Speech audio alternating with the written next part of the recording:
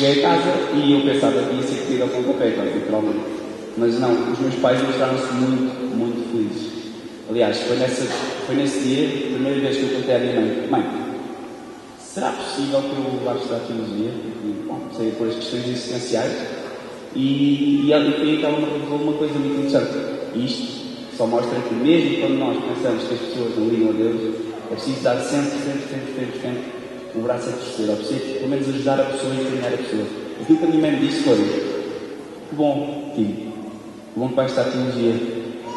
E agora aproveito para contar um episódio, porque eu nasci com 7 meses, muito prematuro, e com 1,9 gramas, assim, uma coisinha, era um ratinho.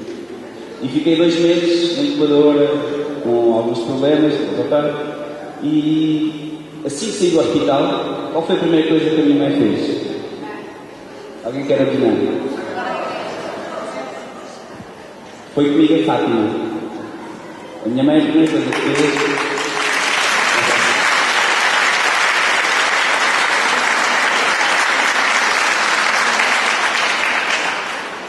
Agora, eu só sou artista há pouco tempo, portanto, estou no 5º ano, foi há 4 anos. Foi muito bom saber isso, mas... E foi muito bom, uau, surpresa, porque durante a minha vida os meus pais sempre ligaram quase zero a Deus. Era uma presença quase que não se podia nomear. Bom, meus pais aceitam, depois está a teologia, mas estava longe de saber ou ter ideia que iria ser cristão, que iria ser católico. Na altura, a teologia apresentava-se como um desafio racional. Eu queria conhecer Deus para poder explicar à obra, às pessoas, que existe algo que nós não conhecemos, algo que está lá fora, que pode servir, pode ser útil. Era a questão da utilidade de Deus. Muito bem. Então, aí foi que aconteceu uma coisa importante. Há aqui pessoas que são responsáveis por isso, aliás, todos vocês, com a oração, e isto é outra coisa importante. A oração, todos nós, que acaba mais cedo ou mais tarde por ter efeito, e que sejam pessoas como eu, que estamos hoje aqui, foi que comecei a ver a vida dos católicos. Pela primeira vez na Faculdade de Teologia, eu estava a lidar com católicos em carne e osso. Pessoas que realmente rezavam, pessoas que realmente iam à missa, pessoas que tinham famílias felizes e, acima de tudo, elas próprias eram felizes e coerentes. E isto eu nunca tinha visto, não há nenhum. E foi aqui que se apresentou uma surpresa. Eu pensava que ia à procura de uma justificação racional para a essência e comecei a encontrar uma justificação que só encontra lugar no coração. Foi ver as pessoas serem coerentes no amor. E no amor de quê? Começa onde? Com Jesus, exatamente.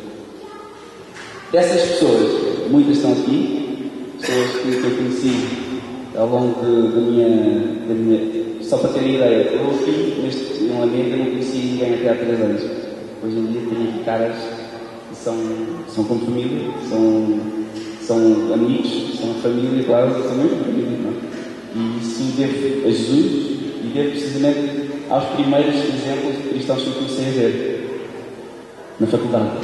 E pronto, neste ano, no primeiro ano, eu tive no primeiro ano de teologia, foi mais para não perceber o que é que estava a acontecer no mundo católico, para conhecer pessoas, era quase uma introdução ao social. E o que é que acontece? Passado esse primeiro ano, onde eu já percebia que havia alguma coisa em Jesus que não era racional, que me começava a tocar no coração, pôs-se uma grande questão, e esta pôs todos os dias, inclusive continua a pôr. Naquela altura pôs de forma com muita intensidade, que é, o que é que eu faço agora com a minha vida? As pessoas conhecem Jesus, perto para a pessoa e parte, mas nós temos de ir para ali. Então é preciso fazer aquilo que é uma conversão de vida, exatamente. Então isto é que custa. Porquê? Porque nós temos os nossos desejos, temos os nossos objetivos, e depois começamos a ver um Senhor que nos ama e que nos diz para onde é que nós devemos ir. E nós, ao princípio, resistimos, e resisti muito, ainda hoje estou colocado, mas resistimos sempre um bocadinho. E graças aos vossos exemplos, todos os cristãos, não vou estar a contar aqui porque estão aqui os meus, mas há muitos mais, há muitas pessoas que foram responsáveis por isso. Eu consegui dar esse passo. Porquê? Porque afinal eles são felizes, afinal eles estão bem, quer dizer, alguma coisa deve passar. Quando estava a estudar teologia, acabei por conhecer também o meu padrinho, está ali sentado, é o João Silveira.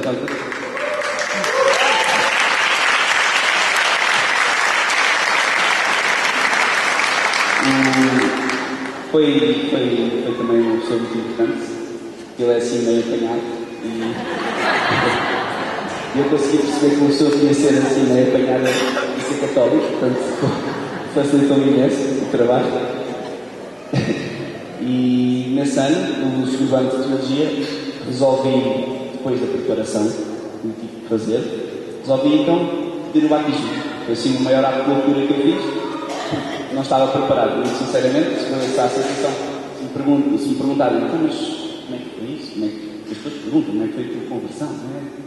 Eu podia dizer, coisas que passaram pelo meu coração que eu nem queria transmitir, ou Jesus podia me ajudar a transmitir o que é que eu senti, mas acho que é impossível, na totalidade.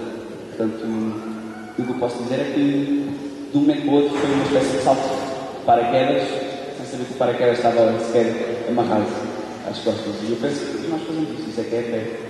Todos nós, todos os dias, quando voltamos a admitir a fé em Jesus, quando voltamos a estar aqui na Santa Missa e vemos ali Jesus no corpo, que é difícil perceber que está ali o corpo de Jesus, o corpo do Santo, é mais difícil. E nós voltamos a dar o Sim Maria. Quer dizer, tudo isto são processos de fé que nos conduzem a uma espécie de salto que nós damos. Mas a verdade é que no fim do dia esse salto traz ou não traz felicidade? É verdade.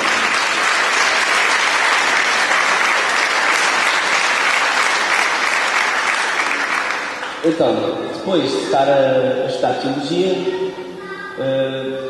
o meu caminho acabou por se cruzar com padres fabulosos. Fui do padre Duarte, Sousa Lara, não sei onde está, mas há de estar quase ao meu presente.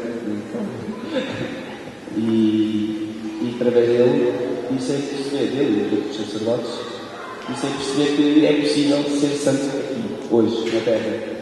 Os meus colegas, os meus amigos, mostravam-me isso, mostravam-me que era possível, que era verdadeiramente possível ser um jovem sem ser um... Quer dizer, é preciso perceber que eu nunca tinha lidado com pessoas que rezavam a Deus. E eu imaginava que um católico fosse aquele tipo que anda com destino na mão, que não fala a ninguém, uma pessoa quando fala de internet, sabe ligar a internet? Não. Eram pessoas que não sabiam que era um telefone. Era uma espécie de dinossauros congelados que eu nem sabia que existiam. E, portanto, conhecer pessoas, tanto padres, dava o testemunho. É preciso perceber que eu, estando fora, a imagem que o mundo vende dos sacerdotes é qualquer coisa que assusta às vezes. A imagem que o mundo vende das pessoas religiosas é qualquer coisa que assusta. E, portanto, esta é a importância que eu queria dar ao testemunho, não meu, mas o testemunho que todos vocês deram e continuam a dar.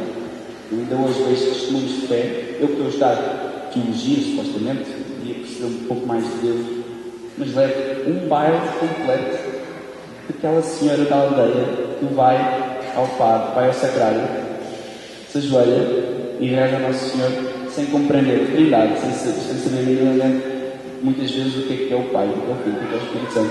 Eu posso falar sobre isso de uma forma muito bonita, mas essa senhora, cada vez que faz isso, cada vez que se ajoelha, quer dizer, está a viver a fé de uma maneira que todos os dias me surpreende.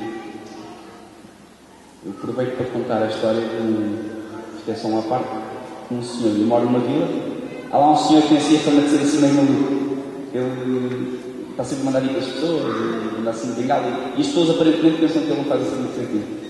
Mas a verdade é que no outro dia, aqui há um ano, estava no verão passado a rezar na igreja, na dentro, e só para ter noção que uma fé não escolhe idades, não escolhe. A fé é um dom de Deus, que, quer dizer, pensou em cada um de nós, há muito tempo, e a cada um de nós nos deu um dom que precisa ser e nos deu a fé. E esse homem, uma vez foi entrar na igreja, muito bem, ele cheio, e eu pensava, bem, vai haver aqui um filme, que ele manda sempre ir com tudo e com todos, ele está sempre a mandar as pessoas para aqui, para ali. Não, é terrível. E ele chegou ao pé da imagem de Nossa Senhora e fez uma velha. E eu fiquei a olhar, como é que é possível? E a pessoa, supostamente, é tida como não sendo boa. Isso não se diz, mas é aquilo que é a fama da pessoa. E chegou à frente da imagem de Jesus e fez o mesmo. E isto é um testemunho. Mas pode parecer que é uma coisa. A mim tocou imenso ver isso. Portanto, o estado de teologia, o ser uma pessoa que muitas vezes até pode viver uma vida de aparente proximidade com Deus, só porque frequentamos, só porque vamos. Nós não temos o coração, como eu vi os meus amigos novos, a meter o coração em Deus, nada certo. E testemunho é muito fraquinho. E então, ver pessoas claramente diferentes que viviam com amor. Acho que a palavra amor aqui, para cada um bocado clichê, dá para tudo. As pessoas viviam com um amor ardente, aquilo que Jesus tinha para te dar. Isso foi muito, muito importante. Portanto, graças a Deus, há padres de guarda de lá, graças a Deus, há amigos católicos, graças a Deus, há todos vós que estão aqui a rezar por toda a gente, porque eu acabo a igreja, nós vamos na igreja e a igreja reza pelo mundo. E essa é a vocação especial a que somos chamados. Ao que ao cabo somos chamados todos à santidade. Mas nesta santidade, nesta comunhão de santos que podemos realizar, estamos também na salvação do mundo. Mas há muitas pessoas que, como eu, andavam longe e agora estão aqui. E quer dizer, isto, comecei-me a apaixonar por isso. Comecei-me a apaixonar por todo este mundo que eu desconhecia e que, de racional, tem muito pouco. Nós podemos compreender. Eu posso ter uma ideia do que é que eu estou a dizer. Boa, isto faz sentido. Mas agora, nós conseguimos explicar como e porquê? Não dá. Aqui é um mistério. Na missa, agora porque já foi um bocado do testemunho, porque a importância da missa. Havia amigos meus, quando eu fui estudar teologia, que sabiam que eu cheguei lá. Tu és católico? Ou não? E estás aqui a fazer o quê? As pessoas ficavam assim meio indignadas às vezes. Mas tu querias estudar. A ti acreditas que Jesus é Deus? Não. E era verdade, eu não acreditava. Para mim, Jesus era um homem muito bom. E existia historicamente, nunca duvidei. Mas não era Deus. Estava longe disso. O que é que isso faz? Isso faz com que os meus amigos diziam: anda, vamos à missa e não vai ser ótimo. O que é que acontece? Se uma pessoa não percebe que Jesus é Deus, vai à missa fazer o quê? Vai à missa ver um ritual que não tem alma, não tem nada. Então era como acontecia. No meu primeiro ano de teologia, eu chegava à missa, as pessoas se sentavam, se ajoelhavam, se levantavam-se e eu ficava a pensar: ok, mas porquê que as pessoas se ajoelham? Sentem aqui. E isto é muito confuso. Eu só estou a falar disto porquê? Porque muitas vezes nós cometemos o erro de, aos nossos amigos que não são crentes, dar, se calhar, o bico antes de dar a papa. Se calhar meter assim a carroça à frente dos bois. E isto acontece quando a pessoa não compreende o ministério e aposta a venerá-lo.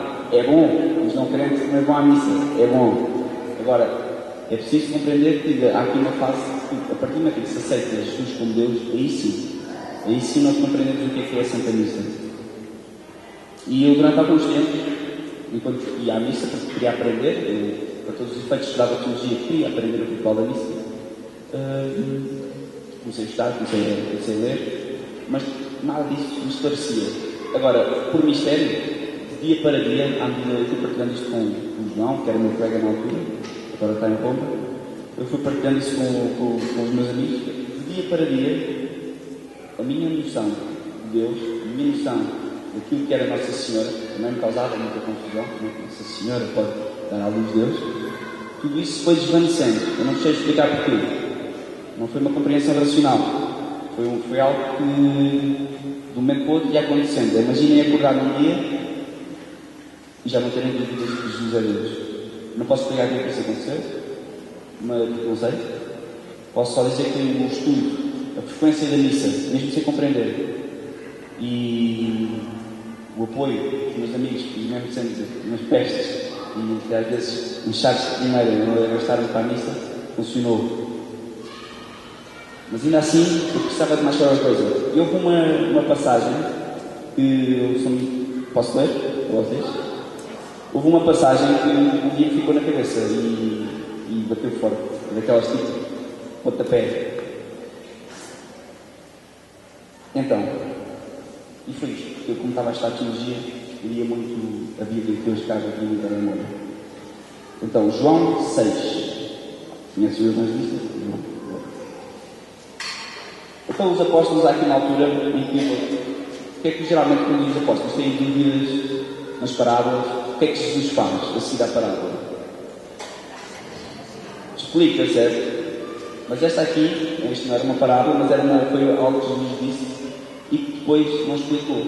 E isto ficou. Ele não explica aos apóstolos o que acontece, mas porquê? O que é que se faz? E é a única vez que Jesus não explica aos apóstolos o que aconteceu. Então, perguntaram os apóstolos a Jesus: que havemos de fazer para praticarmos as obras de Deus? Jesus respondeu: a obra de Deus é esta, que criais naquele que Ele enviou. Acreditássemos nele. Mas isto soa pouco. Imaginem os apóstolos, pessoas como eu, pessoas como vocês, normais, a lidar com um aparente homem. O que isso quer dizer? E perguntaram-me: que sinal, pois, fazes tu para que o vejamos e te criamos?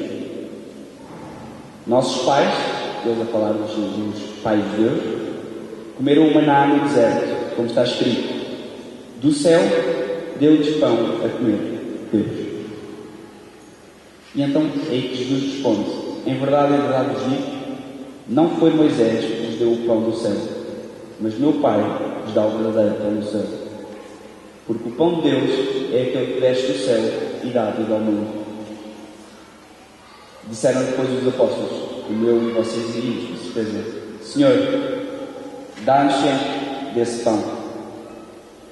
Declarou então Jesus, declarou: eu, imagine agora a cara dos apóstolos ouvir isto: eu sou o pão da vida, aquele que vem a mim, de modo algum terá fome, e quem crê em mim jamais terá sede. Alguém se imagina a reagir se um homem dissesse isto? É ficar abananado. E diz mas como já vos disse, continua Jesus: vós me tendes visto, e contudo não credes. Todo o que o Pai me dá, virá a mim, e o que vem a mim, de maneira nenhuma o lançarei fora. Porque eu desci do céu, não para fazer a minha vontade, mas a vontade daquele que me enviou. E a vontade do que me enviou é esta: que eu não perca nenhum de todos aqueles que me deu, mas que eu ressuscite no último dia. Porquanto esta é a vontade do meu Pai, que todo aquele que vê o Filho e crê nele tenha a vida eterna, e eu o ressuscitarei no último dia. Portanto, o que é que acham que os apóstolos estavam a pensar ou pelo menos que os apóstolos ficaram a pensar quando Jesus disse que ele era o pão da vida? Que eles o teriam de comer. Isto é no mínimo estranho, e acontece connosco hoje. E aconteceu comigo quando eu li isto. O que é que ele queria dizer isto? Uma pessoa que diz que vai ser comida. Só na última ceia com resposta para isto. A última ceia, quando Jesus Cristo instituiu a Eucaristia, é que apresentou uma resposta para isto. Mas os apóstolos são como nós. Vêm e é difícil acreditar. Ora, esta foi a grande diferença, e foi uma leitura que, talvez de algum modo, por influência de Deus, não sei, me causou uma certa... me pôs a pensar. Se calhar é desta que eu vou para a missa e vou pensar: Jesus está ali realmente. Pronto, e na verdade, a partir desta leitura, talvez eu acabei de ler, pode não ter tanto sentido para vocês, mas para mim foi de extrema importância para eu começar a perceber que porque é que os católicos se ajoelham quando Jesus está na missa? Porque entrou o chefe. Se entrasse aqui o presidente de Portugal, o que é que nós fazíamos? Endireitávamos as costas, encolhíamos a barriga e íamos cumprimentar o presidente de Portugal. O que é que nós não devemos fazer se entra aqui o próprio Deus? Aqui, neste altar. Quer dizer...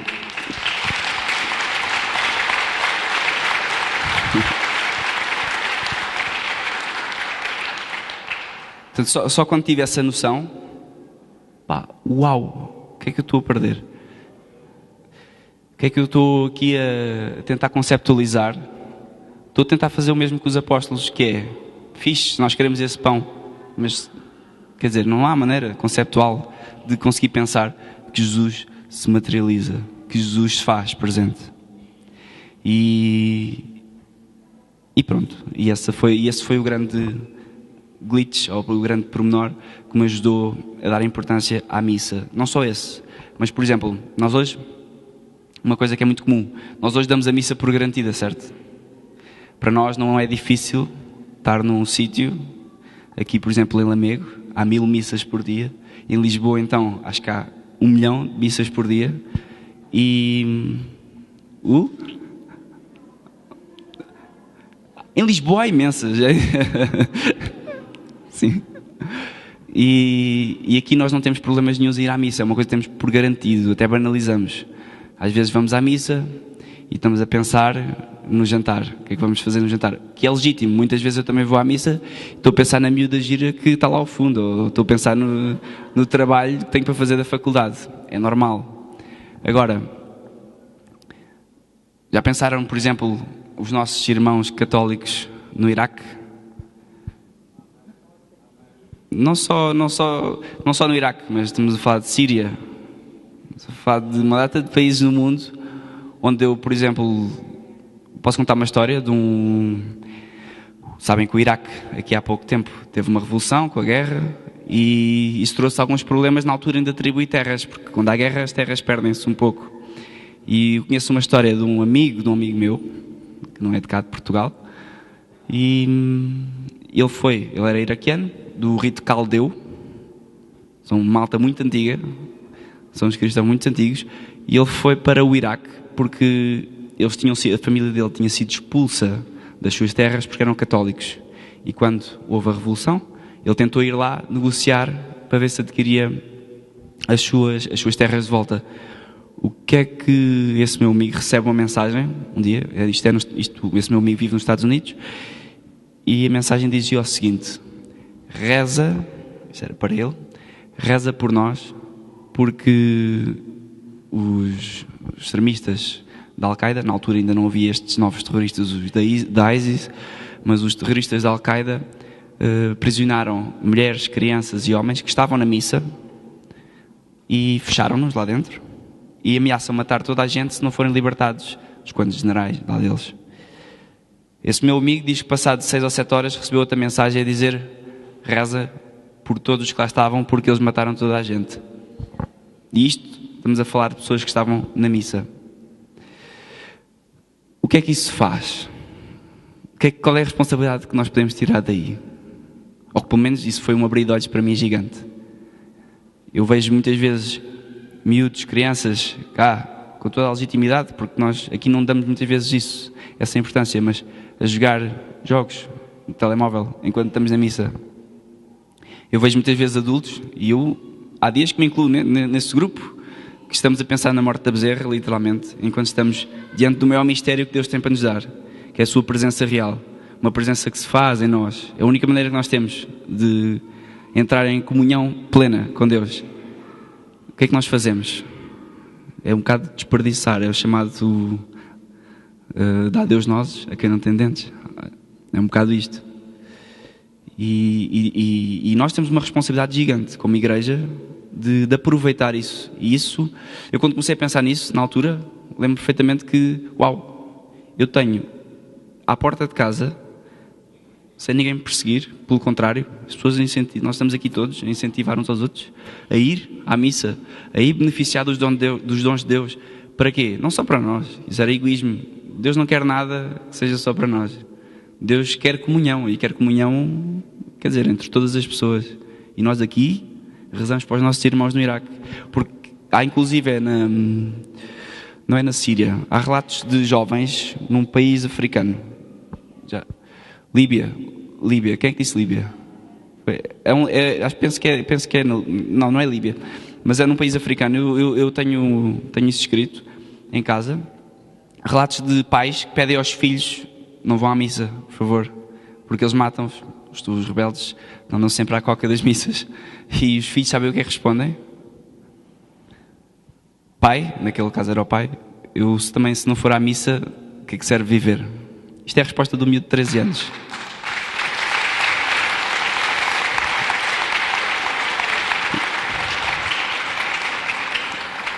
E quando eu começo a ler isto, a saber estas histórias, que não são para chocar, o objetivo não é chocar ninguém, mas são histórias do dia a dia. São histórias que agora nós recentemente estamos a voltar a ver. Isto passou-se na primeira guerra, na segunda guerra do Iraque, agora há pouco tempo. E isto agora está a voltar a acontecer no Iraque, no norte do Iraque, os cristãos estão a ser perseguidos. E nós temos aqui, neste altar, sacerdotes que são o próprio Jesus a celebrar um mistério que nós não conseguimos compreender sem um mínimo perigo, sem um mínimo de... Quer dizer, não há nada que nos impeça de viver bem esse mistério. Estamos a falar de pessoas, atenção, no Iraque e nesses países, que querem se confessar, por exemplo, que é outra coisa importante, que depois também causou sim problemas, confessaram o homem, mas que se querem confessar, que querem ir à missa e não têm, porque ou não há padres, ou porque são perseguidos. Quer dizer, uau, isto levou-me logo a ver a missa de outra maneira. E pronto, isso foi imprescindível. Outra coisa importante na conversão foi a confissão. Não sei se aqui fez alguma vez, se alguém... Eu pelo menos não tenho vergonha nenhuma de dizer que a confissão me fez muita espécie durante muito tempo. Muito tempo, quer dizer, não foi durante 10 anos, mas porque sou batizado há 3, mas foi durante alguns meses aquilo que estava a sair. Uma das principais coisas que me levou a ficar em preparação para o batismo durante mais tempo foi: eu depois sou batizado e vou ter que contar uma data de coisas a um sacerdote. Quem é que aqui já não passou pelo mesmo? Acho que quase todos. E quer dizer, e mais uma vez, voltei a ler o Evangelho. Isso é uma coisa boa. A teologia obriga-me a ler o Evangelho. Devia ler mais, é verdade. Mas a leitura do Evangelho, como ontem, eu não vou estar a falar sobre a confissão, porque já houve um padre ontem que falou, mas a importância da confissão, que é um pedido de Jesus, quer dizer, não estamos a inventar nada, acabou por me mostrar que, a confissão é uma espécie de ir aos treinos. O que nós estamos a fazer aqui é treinar para o amor. Uma pessoa que pensa sobre a sua vida, uma pessoa que se arrepende no coração da sua vida, uma pessoa que faz o propósito de melhorar tudo aquilo que vai fazer nos próximos dias, nos próximos meses, é uma pessoa que quer ser melhor, é uma pessoa que quer viver em Deus, porque isto não é uma lógica humana. Ninguém pensa contar os segredos a alguém, é uma lógica humana. E Deus pede-nos isso, quer dizer, Deus não nos pede para estar na missa com uma lógica natural. Nós, católicos, somos muito pouco naturais nesse aspecto. Porque natural é comer, natural é andar, é trabalhar, e é bom. E devemos trabalhar, e devemos comer, e devemos fazer o máximo que pudermos pelas nossas vidas. Agora, a lógica católica é conseguir juntar isso, aliar essa lógica natural, que é necessária, à lógica sobrenatural, a que somos chamados a estar sempre,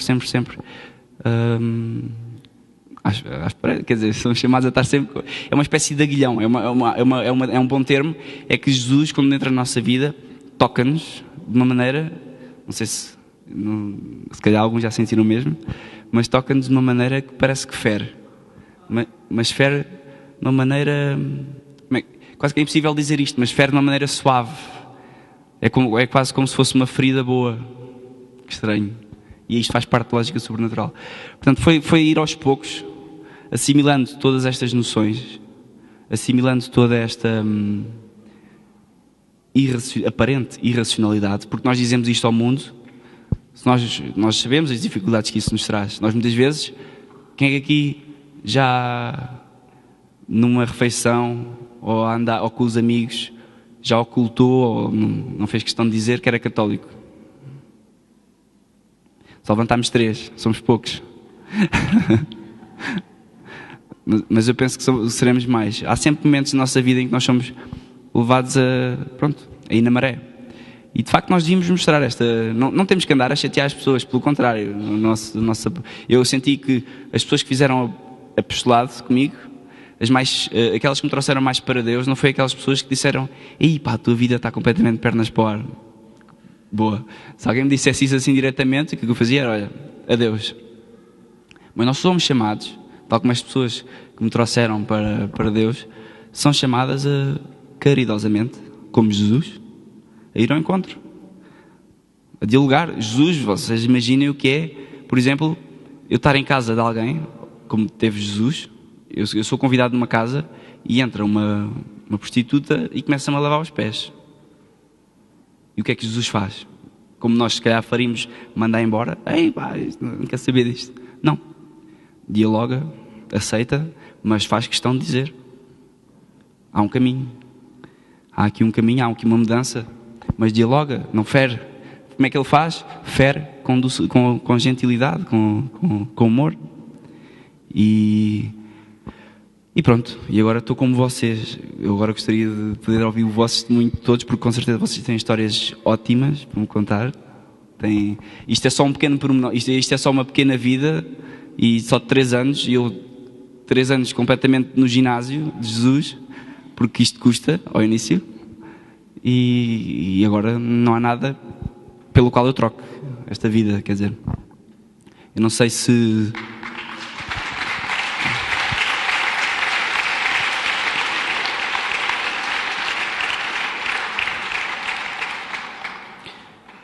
Não sei se aqui as pessoas já ouviram falar de Santo Inácio. Santo Inácio? Qual deles? Não estou a brincar. Santo Inácio de Loyola, não é? Boa. Santo Inácio de Loyola tem uma forma muito interessante de ver as pessoas que seguem Jesus e as pessoas que não seguem Jesus. Ele fala dos 2 exércitos. É uma imagem muito bonita. Nós podemos pensar: temos um exército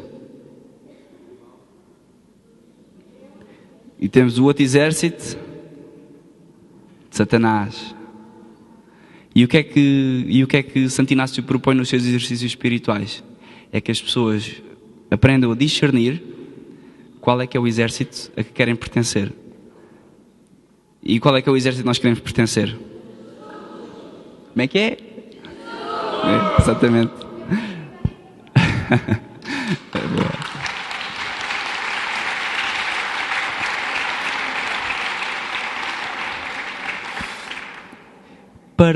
Eu já não tenho muito mais para vos dizer.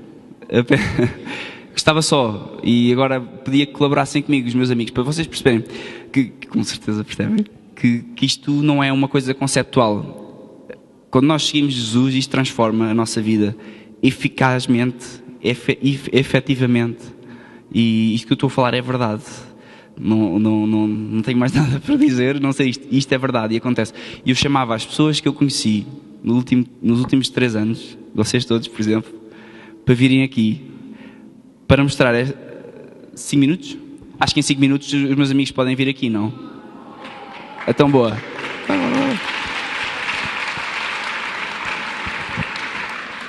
Eu gostava de chamar então as pessoas que eu conheci ao longo destes 3 anos aqui, que até há uns tempos eu não fazia ideia que existiam, e alguns ainda estão sentados. Vocês pensam que eu não sou vosso amigo? É isso? E há muitas pessoas que já se levantaram.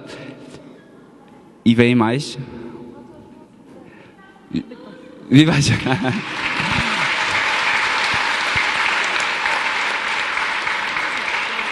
Sim.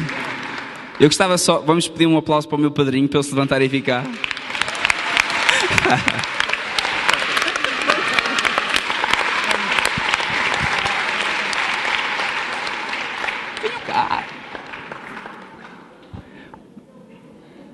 Portanto, isto são só 3 anos de Jesus.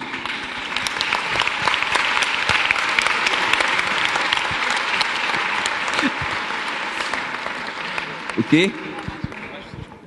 Há mais pessoas com vergonha, mas que eu vou deixar, não vou fazer com que as pessoas venham cá. Mas é só porque eu fico surpreendido com isto.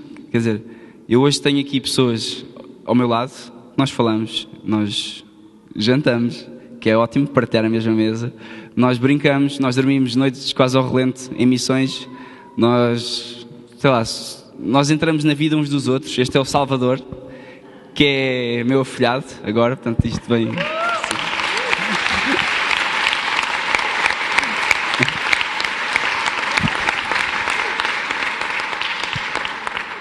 E esta é uma maneira visível de, quer dizer, de dizer isto. Há 3 anos ou 4, o quê? Há 3 anos eu não fazia ideia de que estas pessoas iriam entrar na minha vida. E entraram por Jesus, permanecem em Jesus, quer dizer, e eu espero que no futuro já temos aqui a próxima geração, que isto se mantenha e que traga muitos mais. E vocês, todas as pessoas podem fazer isto, quer dizer, com os vossos amigos, com a vossa família, com os vossos filhos, com toda a gente. Pá, isto é a coisa mais linda que existe. Isto é um bocado, isto parece um bocado clichê estar a dizer isto, mas eu sinto mesmo uma alegria enorme por poder dizer que hoje sou completamente discípulo de Jesus, que já não consigo de forma alguma, nenhuma, espero eu, que Deus me dê sempre esta fé, abandonar o exército de Deus. Quer dizer, não houve mais nada.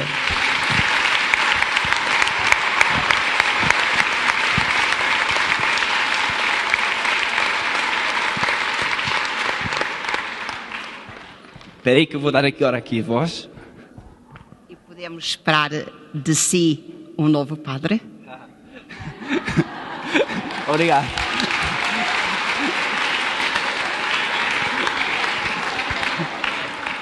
Para já, não sei. Para já não é a coisa mais. Eu primeiro estou a pensar no jantar, de logo. E depois logo vejo. Mas a verdade é que sacerdotes, não sacerdotes, todos somos chamados a uma coisa, que é... Santidade. Outra vez, mais alto. Boa, pronto, está feito. Obrigado.